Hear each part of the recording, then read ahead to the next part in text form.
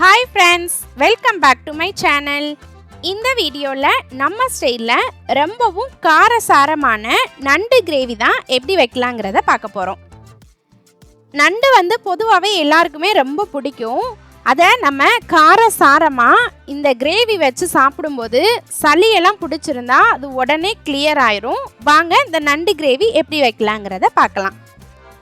இன்றைக்கி 1 கிலோ நண்டு வாங்கியிருக்கேன். அந்த நண்டை ஃபஸ்ட்டு நம்ம க்ளீன் பண்ணிக்கலாம்.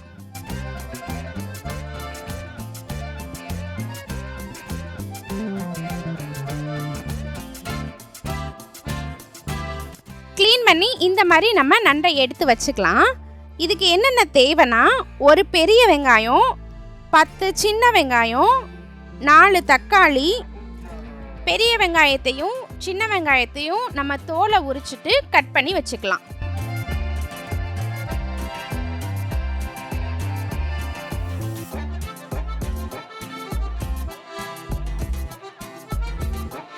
நம்ம எடுத்திருக்க 4 தக்காளியையும் நல்லா கழுவிட்டு அதையும் கட் பண்ணி வச்சுக்கலாம்.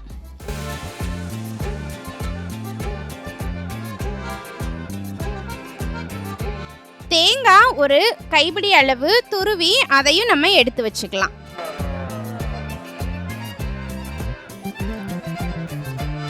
இந்த நண்டு கிரேவிக்கு ஒரு 10 வரமிளகாய் எடுத்துக்கலாம். 2 பூண்டு பல்லு முழுசாக எடுத்து அதையும் தோலை உரித்து வச்சுக்கலாம். 1/2 ஸ்பூன் அளவு மிளகு எடுத்து வச்சுக்கலாம். 1/2 ஸ்பூன் அளவு சோம்பு எடுத்து வச்சுக்கலாம்.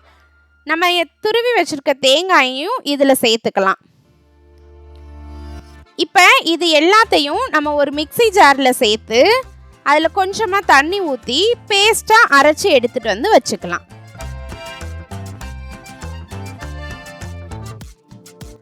அடுப்பில் கடாய் வச்சிடலாம். அதில் கொஞ்சமாக எண்ணெய் ஊற்றிக்கலாம். எண்ணெய் நல்லா காஞ்சதும் கொஞ்சமாக பட்டை பூ எல்லாம் சேர்த்து பொரிய விட்டுக்கலாம். இது பொரிஞ்ச உடனே ஒரு 1/2 ஸ்பூன் அளவு சோம்பு சேர்த்து அதையும் பொரிய விட்டுக்கலாம். இப்போ பாருங்க, இது ரெண்டும் நல்லா பொரிஞ்சு வந்துருச்சு. இப்போ நம்ம கட் பண்ணி வச்சிருக்க வெங்காயத்தை இதில் சேர்த்து நல்லா வதக்கிக்கலாம்.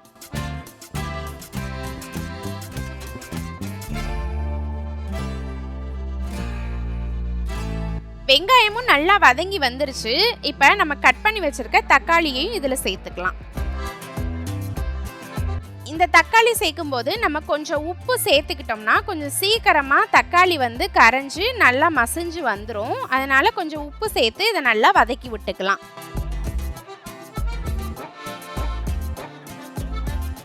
இதெல்லாம் நல்லா வதங்கி வந்த உடனே இதில் ஒரு 1/2 ஸ்பூன் அளவு மஞ்சத்தூள் சேர்த்துக்கலாம். சேர்த்து இதையும் நல்லா கிண்டி விட்டுக்கலாம்.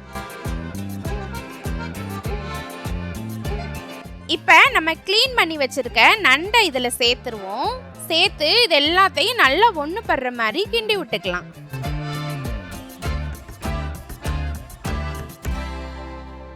இப்போ பாருங்கள், இதெல்லாம் நல்லா ஒன்றா கிண்டி வந்த உடனே நம்ம அரைச்சி வச்சுருக்கோம்ல மசாலா, அதையும் இதில் எடுத்து ஊற்றிக்கலாம்.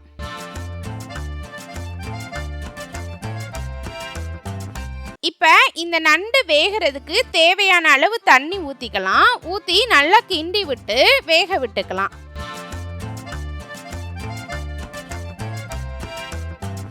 இதெல்லாம் நல்லா ஒன்று படுற மாதிரி நல்லா கிண்டி விட்டுட்டு ஒரு மூடி வச்சு மூடி வச்சிருங்க.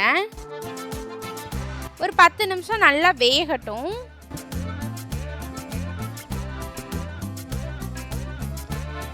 பத்து நிமிஷம் ஆயிடுச்சு. இப்போ நம்ம மூடியை ஓப்பன் பண்ணி பார்ப்போம்.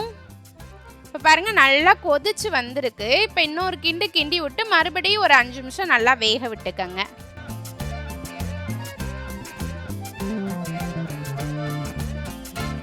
இப்போ பாருங்கள், நண்டு நல்ல தண்ணியெல்லாம் வற்றி நல்ல கிரேவி பதத்துக்கு வந்துருச்சு.